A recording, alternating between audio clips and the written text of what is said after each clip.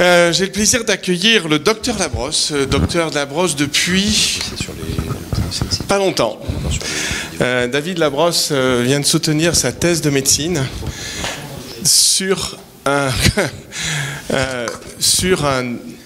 jeu sérieux, un escape room, pour la sensibilisation aux maladies anxio-dépressives chez les jeunes étudiants qui arrivent à l'université. Donc David m'a demandé gentiment de faire partie du jury que j'ai assuré à distance. Là aussi, on ne peut pas être partout en même temps. Et derrière, je trouvais extrêmement important sur cette dernière session, avec l'aide d'Isabelle, de structurer quelque chose où on a l'expression d'étudiants, c'est-à-dire finalement les gens qui, dans la médecine, vont nous soigner et puis dans le reste de la vie, nous succéder lorsque nous, on sera retirés des affaires. David, c'est à toi. Prends le temps qu'il faut pour bien expliquer cela. La conférence est enregistrée et tu sais combien on avait échangé sur ces éléments de diffusion. Et j'espère bien pouvoir, sur Nice, proposer ce type d'approche. Et donc, on en reparlera après, mais exprime-toi et prends le temps qu'il faut. Merci. J'ai volontairement laissé la diapo initiale de ma présentation de thèse. Et avant de commencer, je voulais simplement remercier Pascal pour cette invitation et cette confiance.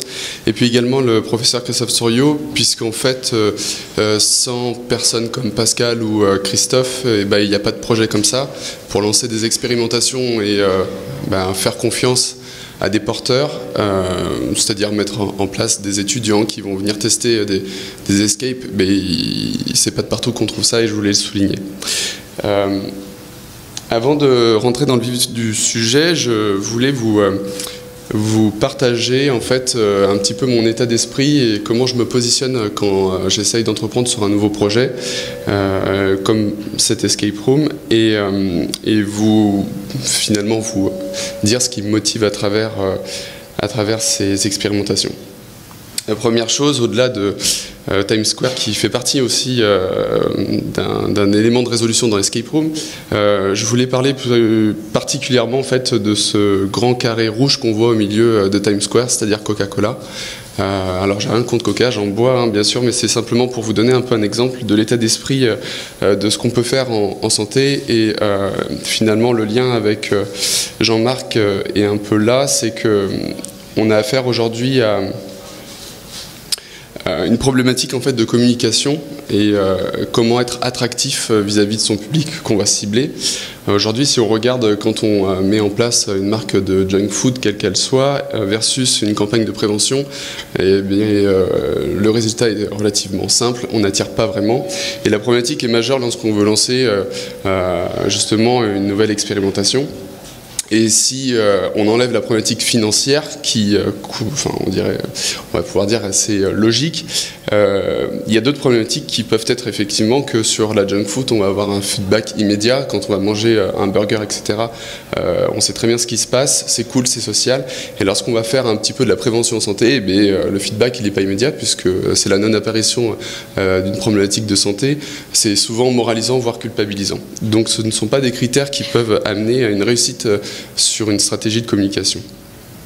Alors la question que moi je me pose et mon état d'esprit en général, c'est comment hacker un système pour pouvoir sans moyen développer une stratégie pour ça, je vais utiliser un terme qui peut porter un petit peu à contestation, c'est la manipulation. La question de la manipulation, quand vous mettez en place un Coca-Cola, bien évidemment c'est cool, c'est social, mais ce que ne dit pas le produit, c'est que le sucre va créer des phénomènes addictifs et donc vous allez devenir utilisateur d'un produit comme celui-ci et nécessairement vous allez prendre du poids et faire apparaître des maladies. Lorsque nous, on a voulu lancer la stratégie d'une escape room, toute la stratégie était de se poser sur quel outil nous pourrions utiliser qui bénéficie d'une sorte de buzz, et l'escape room en était un. On n'a pas voulu modifier l'outil en tant que tel, on a simplement détourné l'objectif. On n'a jamais parlé de santé avant, c'est un peu là finalement qu'est la question de la manipulation. Et une fois qu'on a capté le public, là on va pouvoir faire passer les éléments de communication en santé et évidemment de l'évaluer. L'outil d'escape room, je vais simplement rappeler un peu ce que c'est. C'est une simple pièce ou plusieurs dans lequel on enferme un groupe de personnes et ils vont avoir un temps minimum, donc 60 minutes, pour pouvoir sortir de la pièce en essayant de résoudre tout un tas d'énigmes qui vont être imbriquées ou non dans cette pièce et donc relever le défi en un minimum de temps. L'objectif est, alors désolé pour le décalage, c'était du Apple. Donc les objectifs et l'hypothèse, il faut bien comprendre, c'est que c'est pas tant l'évaluation qui était importante initialement, c'était de voir l'impact en matière d'attractivité d'un outil comme celui-ci. Et bien évidemment, dans des objectifs secondaires, d'évaluer si on arrive à faire passer de l'apprentissage à travers cette expérimentation. Alors juste, j'ai voulu rappeler ici quelques définitions. Je sais qu'on est au Segamed et que ça peut vous paraître assez intuitif, mais la notion de gamification, qu'est-ce que c'est véritablement? Au-delà d'une problématique de jetons, de points, etc., c'est plutôt l'émotion perçue par un utilisateur dans une expérimentation. Et ça correspond à l'utilisation d'éléments de jeu dans un contexte de non-jeu. C'est vraiment la gamification, et si on mettait une métaphore, c'est que vous tentez de faire aimer, par exemple, un plat à quelqu'un qui n'aime pas tel ou tel type d'aliment, et vous allez trouver la bonne recette pour que cela fonctionne. Cette notion, elle est vraiment fondamentale, et je reviendrai dessus. À la différence, le Serious Game, lui, il va créer un environnement de jeu, mais vous voyez bien qu'en fait, l'objectif du Serious Game peut être effectivement le même que celui de la gamification, mais c'est la création d'un environnement pour plonger et faire une tentative d'immersion dans ce contexte. Et quelque part, si on veut, on peut avoir une superposition de la gamification et du Serious Game. Et nous, en l'occurrence, on s'est intéressé à cette superposition avec la santé, évidemment. Alors, maintenant, on va parler un petit peu de l'outil et la méthodologie. Nous, la population qu'on a ciblée, c'est les étudiants en santé, de l'espace santé étudiant de Bordeaux. Donc, c'était exclusivement des étudiants qui étaient francophones. On a sorti tous ceux pour lesquels on avait une barrière de la langue ou qui avaient réalisé la phase d'expérimentation, puisqu'on a fait une expérimentation en juin 2017 et un lancement en octobre 2017. Alors, c'est finalement tout le cœur du sujet, c'est comment on peut détourner un outil de jeu sur un objectif de santé. Et bien si on regarde un petit peu la décomposition du Serious Game et de la gamification, on peut identifier au sein du Serious Game 3 principaux leviers sur lesquels on va pouvoir interagir, à savoir le scénario, donc toute la scénarisation qui va englober des messages de santé, l'environnement, donc lorsqu'on va fermer la porte, dans quel environnement on rentre, quel contexte, et qu'est-ce qu'on va pouvoir faire rentrer un peu en synergie avec la scénarisation, et l'émotion perçue. Sur la partie gamification, on a fait très peu de modifications pour justement pas dénaturer le produit qu'on sait très efficace. On a bien vu depuis les dernières années l'augmentation des escape rooms dans toutes les villes de France. C'est quelque chose d'assez impressionnant. Et donc, pour pas dénaturer et pas décevoir finalement la satisfaction des utilisateurs, on a préservé vraiment les logiques de jeu, les prérequis. Sur la même simplicité, en 3 minutes, tout le monde a compris ce qu'est une escape room. Et on ne modifie pas les boucles de jeu. On aurait pu tout à fait modifier les boucles de jeu en se disant que des connaissances en cours d'escape room aurait été nécessaire pour pouvoir résoudre l'énigme finale, ce qui aurait pu améliorer les notions et l'apprentissage, mais ce qui aurait pu directement détériorer la partie gamification. Et donc ça, c'est un parti pris. Les simples modifications qu'on a fait, c'est modifier l'objectif final. On ne sort pas d'une prison ou d'une enquête policière, on va sortir d'un scénario dans lequel on met en scène des éléments de santé. La scénarisation, elle était simple. C'était une projection assez futuriste d'un étudiant dans le cadre d'une invasion de l'intelligence artificielle. Les mutuelles avaient imposé, si vous voulez, à tout être humain de bénéficier d'un compagnon qui était là pour veiller sur chacun. Et ce compagnon avait diagnostiqué chez Thomas, le protagoniste, un trouble dépressif et l'avait donc enfermé dans sa chambre pour éviter qu'il mette fin à ses jours. Et dans ce cas de figure, Thomas doit donc a caché des cartes symptômes au sein de la chambre, avec différents éléments qu'on verra. Et il doit donc retrouver ces cartes symptômes, les associer et décrypter l'intelligence artificielle pour sortir de la chambre. Donc l'environnement, c'était une chambre d'étudiants. On a mis un lit, chevet, bureau, meubles, dans lequel sont disposées différentes cartes symptômes. Là, on a issu de la littérature, donc du DSM-5, les critères de diagnostic qu'il faut associer pour pouvoir identifier un trouble dépressif majeur. Donc la liste est ici présentée, à savoir le sentiment de dévalorisation, la perte de plaisir depuis plus de 15 jours, les idées de mort, l'insomnie ou l'hypersomnie, ou la perte ou la prise de poids de plus de 5%. On avait une cabine de pilotage qui nous permettait de voir et d'entendre ce qui se passait dans la room. Et ponctuellement, si vraiment les équipes étaient bloquées, on passait un indice sous la porte pour les débloquer et qu'ils atteignent au moins la quasi-totalité des cartes symptômes pour pouvoir évaluer l'apprentissage. Donc là, c'est une vue un petit peu intérieure de la room où on retrouve les différents éléments de jeu, une équipe en cours de résolution. Le protocole un petit peu de suivi de l'expérimentation, c'était une réception et un accueil des étudiants, un questionnaire avant, une entrée dans la room, sortie, on repasse le même questionnaire, on fait un débrief, plutôt en focus group avec l'impression de jeu, l'intérêt du jeu sur la thématique du trouble dépressif. Et puis, à 3-4 semaines, on refaisait passer un questionnaire sur la satisfaction et la mémorisation des cartes symptômes. L'échantillon était de 60 personnes inclus. On a retiré tous les étudiants en santé qui avaient 11 sur 11 au questionnaire de connaissances, ce qui n'était pas véritablement pertinent et donc mettait certains biais dans l'étude. Seuls 32 étudiants ont répondu au questionnaire. C'était aussi dû non pas à une non-volonté de réponse, mais parce qu'on n'a pas pu collecter l'intégralité des mails lors des inscriptions et donc on n'a pas pu interroger l'ensemble des 60 étudiants inclus dans l'étude. Pour les résultats, on les a interrogés sur le fait s'ils avaient réalisé ou non déjà une escape room. Ce qu'on a pu s'apercevoir, c'était que le fait d'avoir déjà réalisé une escape room permettait en fait à l'étudiant de s'imprégner plus du scénario. Et si l'étudiant n'avait jamais fait d'escape room, le temps un petit peu de comprendre la logique de l'escape room, il se focaliser sur la partie jeu et absorber moins la partie prévention de l'expérimentation. Là-dessus, on a pu compléter en demandant finalement leur niveau de satisfaction de l'escape room, et là on voit que l'ensemble des étudiants ont passé un très bon moment, voire un bon moment dans l'escape room. Également, on les interrogeait sur l'histoire de Thomas et le niveau de difficulté. Le niveau de difficulté était principalement lié au fait que les équipes étaient sorties au nom de la room, et on avait environ 50% des groupes qui arrivaient à sortir de l'escape room. Le niveau de connaissance, c'était en fait la stratégie de montrer entre la perception d'avoir appris quelque chose et la réalité. Si vous voulez, quelque part,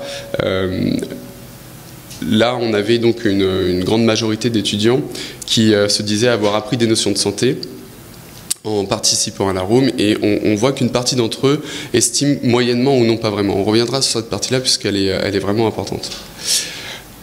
Et dans le questionnaire, ils ne pouvaient jamais véritablement voir la question d'après, donc on avançait un petit peu dans la notion de perception et on les interrogeait sur leur perception d'avoir appris ou non ces 5 symptômes. Et là, on voit que la plus grande majorité des étudiants disent « oui, j'ai retenu les 5 cartes symptômes à 3-4 semaines après l'événement ».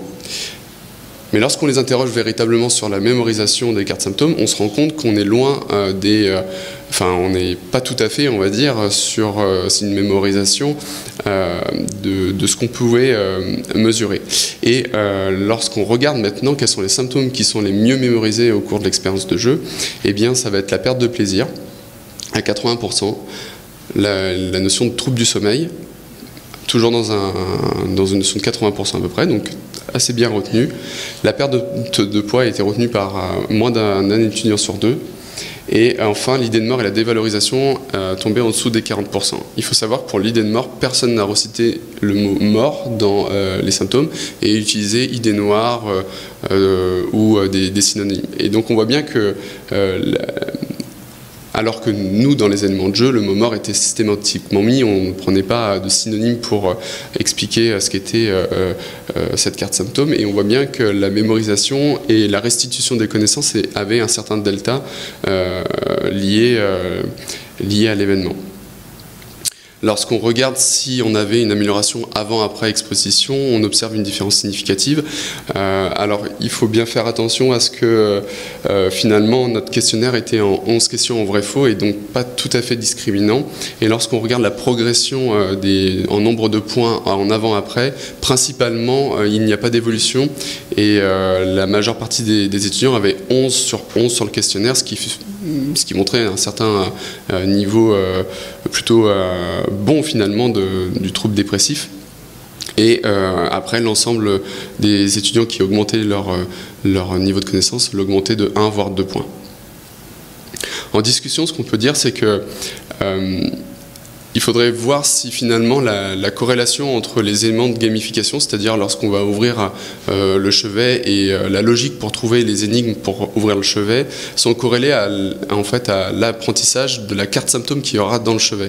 Et c'est ça finalement qu'on n'a pas pu encore observer compte tenu du faible échantillonnage. Mais quelque part, la notion de gamification porte sur l'émotion perçue. Et il serait intéressant de se questionner sur est-ce que si j'augmente le niveau de difficulté, le fun que je vais avoir dans la résolution de l'énigme, ça va impacter la mémorisation de la carte symptôme que je vais trouver. Par contre, ce qu'on voit directement en fait, avec ce type d'outil, c'est que il va directement dépendre de la cible. On ne va pas s'adresser de la même façon à un étudiant qu'on s'adressera à un salarié dans une entreprise lambda. Et nécessairement, lorsqu'on va modifier la thématique d'action, c'est-à-dire là en l'occurrence on était sur une thématique psychiatrique, mais ça aurait été complètement différent sur une scénarisation, sur une problématique cardiologique. Et encore une fois, l'objectif du serious game, là on était sur la prévention primaire en population générale, et nous n'aurions pas du tout mis le même serious game sur une population en prévention secondaire, voire tertiaire. Ce qui est certain, c'est que l'attractivité d'un outil comme celui-ci, c'est qu'avec un seul post sur Facebook, on a eu quasiment 160 candidatures d'inscription en à peine 4 à 5 jours. Donc en matière d'attractivité d'outils, on était au-delà de nos espérances sans avoir même véritablement poussé en matière de communication la room. Dans notre cas, ce qui est intéressant de voir aussi, c'est l'intérêt du jeu en matière d'amélioration des connaissances. Et on se rend compte qu'il y avait deux groupes différents. Je citais tout à l'heure les groupes pour lesquels l'intérêt d'un outil comme celui-ci était plutôt moyen, voire pas intéressant, puisqu'ils n'avaient pas l'impression d'avoir amélioré leur niveau de connaissance. Et donc là, on se rend compte qu'effectivement, chez ceux qui estimaient avoir un bon niveau de connaissance, l'intérêt d'un outil comme celui-ci était plutôt mitigé à 50%, tandis que pour les étudiants pour lesquels leur niveau de connaissance n'était pas excellent, on se rend compte que 90% d'entre eux trouvaient très pertinent ce genre d'outil.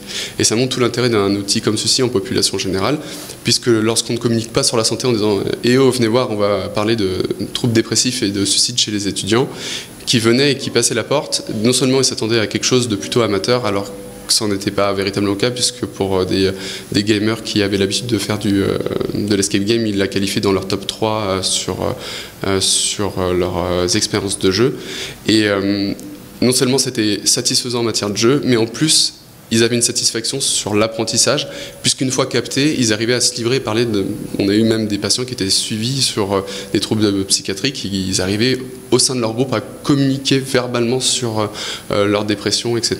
On voyait bien qu'on avait réussi à casser la glace, les attirer et capter leur attention. Donc toute la pertinence de l'outil. Moi, ce que j'en retiens principalement, c'est que je ne pense pas être un créateur. Par contre, je pense que je suis quelqu'un qui détourne les objets et c'est toute en fait la stratégie.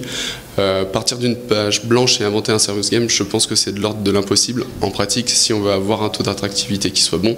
Par contre, détourner un objet existant comme l'escape room où vous prenez un Tetris et vous en faites autre chose et vous changez simplement l'objectif principal, c'est maximiser vos chances de succès parce que vous n'allez pas réinventer la gamification, vous allez simplement changer éventuellement l'environnement de jeu et en fait vous allez avoir un niveau de satisfaction qui est 100% garanti pour le public ciblé.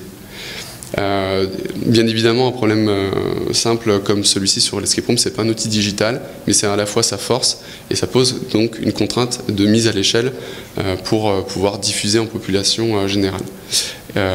Et puis la notion d'adaptation sur d'autres problématiques, évidemment, puisque à mon sens, tout ne peut pas rentrer dans une escape room. En conclusion, La gamification, c'est pas un petit élément, et je pense qu'on sous-estime énormément la gamification subjective, c'est-à-dire dans la vie de tous les jours on est entouré de gamification sans pour autant qu'on l'identifie précisément, et on se rend compte que c'est un levier qui est excessivement impactant pour pouvoir faire de la conduite de changement, de la prévention, de l'apprentissage, tout ce qu'on veut. Simplement, le vrai problème, c'est que lorsque j'ai pu faire mon étude sur un petit peu une analyse de la littérature, je me suis rendu compte que beaucoup de chercheurs essayaient de créer des outils from scratch, en partant d'une feuille blanche, et dénaturer, si vous voulez, les résultats, parce que c'est d'un besoin de transversalité dont on a besoin, qui est nécessaire pour pouvoir avoir quelque chose qui soit performant. Et le fait de donner en fait à des scientifiques de la visibilité sur du PubMed en dénaturant finalement la gamification, ça impacte nécessairement sa légitimité. Et donc je pense que le fait de prendre des outils déjà existants et de détourner de leurs objectifs nous permettrait déjà d'évaluer des outils de gamification qui sont de base efficaces. Donc voilà, sur l'état de l'art, les résultats étaient peu souvent concluants. On montrait la complexité et puis la nécessité d'aller plus loin dans les études. Je n'ai pas présenté l'état de l'art puisque ce n'était pas trop l'objet. Mais en tout cas, ce qu'on a pu montrer, c'est la confirmation de l'intérêt de l'escape room, son efficacité relative puisqu'il faudrait quand même pousser plus loin, et surtout qu'on a pu capter énormément d'attention. On a eu des médias, on a eu France 3 qui est venu, on a eu RTL, on a eu beaucoup de visibilité, et donc ça a été une satisfaction des usagers, des médias, et on a aujourd'hui des sollicitations pour pouvoir développer le modèle. Je vous remercie de votre attention.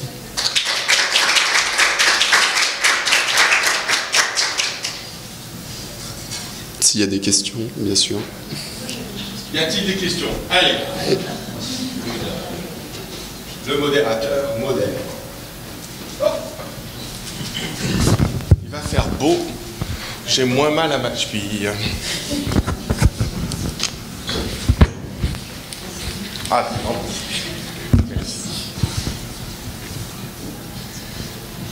Oui, j'ai décidé que j'aimais bien faire monter les modérateurs jusqu'à moi depuis hier. Merci beaucoup pour cette intervention, c'était très pertinent. Moi, j'ai raté juste l'introduction. Du coup, toute petite question, ça a été l'objet de votre thèse, ou une partie, ou l'ensemble? L'ensemble. Ok. Non, c'est vraiment ce qui explique du coup la pertinence. Non, moi j'avais juste quelques petites remarques par rapport à l'expérience qu'on peut avoir à GEM. On arrive aux mêmes conclusions que celles que vous avez pu évoquer sur le fait que ça permet d'attirer beaucoup plus l'attention, de solliciter beaucoup plus les gens, de les impliquer, de leur donner envie de venir, etc. Et du coup, effectivement, on en arrive après à la même chose, à savoir que oui, mais en termes d'acquis de connaissances pures, finalement, c'est pas toujours autant qu'on aurait imaginé. Moi, j'aurais tendance à dire que c'est parce qu'il faudrait peut-être faire une V2 ou une V3 ou une V5, je ne sais pas à combien vous en êtes, de votre expérience et de votre escape room, parce que je reste persuadée qu'on peut arriver aussi sur ce critère-là à une meilleure acquisition des connaissances, et notamment par rapport à quelque chose que vous avez cité, à savoir l'émotion et le fun. Alors, je voulais vous demander si vous aviez lu Theory of Fun de Koster. Non, du tout. Raph Koster, je vous le conseille d'ailleurs à tous. Bon, il n'existe qu'en version anglaise, mais c'est un game designer qui l'a écrit. Et du coup, il est facile à lire, parce qu'il est très bien illustré. C'est un peu comme une BD. Enfin, c'est très très bien, je pense que tu l'as lu. Et du coup, il explique justement quelle est l'importance du fun. Et selon lui, on apprend que grâce au fun. Donc, il va très loin dans sa théorie. Et du coup, effectivement, je pense qu'un Serious Games qui serait à 50% fun et 50% sérieux réussirait à atteindre cet objectif d'acquisition de connaissances. J'aurais augmenté même le pourcentage sur le fun en fait pour être certain de l'apprentissage. Je pense qu'aujourd'hui on a beaucoup trop de sérieux, c'est pas assez de game sur ce qu'on peut observer actuellement. Et en fait il faut réduire, toute la problématique elle est dans la réduction de l'ambition de mémorisation ou d'apprentissage des jeux, et maximiser l'expérience d'émotion, de fun, et il faut être vraiment moins ambitieux, je pense, sur... C'est vrai qu'un objet comme celui-ci, il permet de mémoriser 5 cartes symptômes. C'est vraiment pas grand-chose. S'il fallait faire ça pour l'intégralité des cours de médecine sur de l'apprentissage, ça serait pas envisageable. Mais ce qui est certain, c'est que l'émotion perçue sur le trouble dépressif permet de faire plein d'autres choses derrière, en fait. Et c'est de capter l'intérêt et d'identifier à un moment donné de ma vie où j'ai pu être en confrontation avec telle chose, où j'ai une émotion. Et là, je crée un point d'ancrage dans le cerveau et je reviens à ce point d'ancrage lorsque je veux me rappeler de ces choses-là. C'est du hameçon dont il s'agit. Et je pense que c'est un outil qu'on n'utilise pas assez. Oui. Non, et ce que j'ai trouvé très chouette aussi, c'est que ça a permis de libérer de la parole. Et ça, c'est très fort aussi de se rendre compte qu'au final, il y a eu des discussions entre les différents apprenants et les personnes qui sont venues tester votre expérience et qui, du coup, ont peut-être pu parler de sujets auxquels ils n'avaient jamais osé, enfin, qu'ils n'avaient jamais osé évoquer auparavant. Bon, merci beaucoup, en tout cas. Merci. Merci Isabelle. Effectivement, alors derrière ce qu'on aurait imaginé aussi, c'est revenir dans des objectifs d'information préventive. Je ne sais pas si ça s'appelle de la médecine préventive, ou en tout cas en termes de santé publique, puisque David est maintenant un de mes collègues, à la fois en tant que médecin et en tant que professionnel de santé publique. Et il est vrai qu'on peut s'interroger sur le côté ludique pour faire passer un certain nombre donc, de messages sérieux, on le sait, hein, c'est la mécanique de base, mais pas forcément à des couches qui sont très vieilles, qui sont très expérimentées. Il y a des enfants, et ce qui est très important, enfin ce qui me paraissait important dans sa présentation, c'était effectivement de pouvoir dire, voilà, je suis devant des personnes qui rentrent à l'université, qui sont, on va dire, qui vont être happés par tout un process de formation dont on a appris tout à l'heure avec Baquet que derrière on pouvait souffrir. En médecine, on souffre. Il y a malheureusement des conclusions qui sont fatales pour certains étudiants. C'est-à-dire qu'on a des cas de suicide, comme on peut trouver en France, mais aussi ailleurs.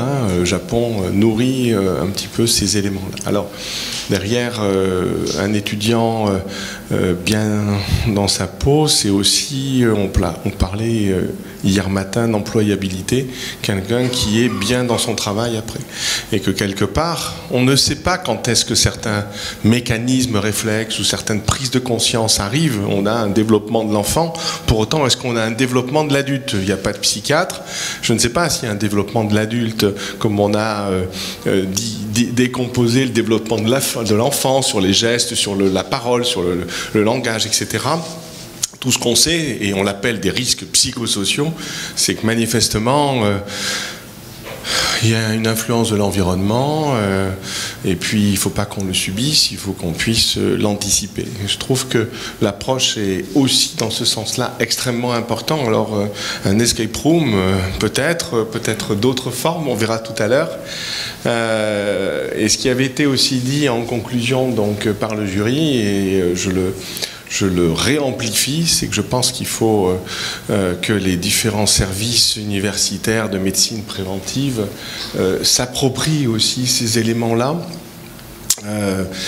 On ne sait pas ce que c'est véritablement la façon de bien faire de la médecine préventive en France, mais dans le monde entier. Vous savez que on n'est plus dans une logique de médecine curative et de médecine palliative. On est maintenant dans une médecine des 4P qui est préventive, prédictive, personnalisée et participative. Et donc, à partir de là, je crois qu'il faut aussi qu'on invente les outils. Et toutes les approches sont autant, entre guillemets, de médicaments au sens conceptuel du terme. C'est un peu aussi, et je reviens sur ce que vous disiez tout à l'heure, la peur. Alors, est-ce que c'est une peur du changement? Est-ce que c'est une résistance au changement? Mais qu'est-ce qu'il y a comme changement? Il n'y a rien. Un des premiers intervenants de Segamed, il y a 6 ans maintenant, Teresa Colombi, eh bien, nous parlait effectivement de cette façon de pouvoir tranquillement accompagner, donc par la théorie, par la fun theory, et puis aussi par la technique du flow, de façon à essayer de entre guillemets, transformer ce que Anna nous disait hier, le stress en challenge. Et donc derrière, si le challenge, finalement, c'est d'avoir le métier qu'on veut, et quand on est à l'internat, c'est d'avoir aussi la spécialité et la ville qu'on veut. Donc on voit bien qu'on se challenge sur des choses, et que quelque part, l'environnement dans lequel on se trouve, eh bien, devient cette fois-ci un tremplin. Et l'information que l'on peut obtenir au travers de tous ces ressorts que peuvent être des jeux à composantes sérieuses, mais je me demande quel jeu n'est pas sérieux en fait finalement. David, alors est-ce que, je suis désolé, j'étais pas au début de la présentation, mais David me disait en préparant sa thèse, mais le premier des jeux sérieux, c'est le Scrabble. Tu me l'as dit au téléphone. Ah, oui. Comme quoi. Je sais, je peux te dire. Et oui, c'est la seule chose, c'est que je suis pas encore. Et donc, en fait, je retiens ce qui me fait avancer aussi dans la réflexion. C'est le cas de. C'est une forme d'efficience, je sais pas en tout cas. En tout cas, je le prends comme ça. Oui, le Scrabble. On crée des mots, on apprend des mots, et quelque part derrière on continue à s'enrichir parce que le mot va nécessiter peut-être une définition pour vérifier, ensuite on retourne et finalement il y a une boucle vertueuse qui s'inscrit. D'autres réactions? Ah, c'était un peu volontaire de ma part pour essayer de...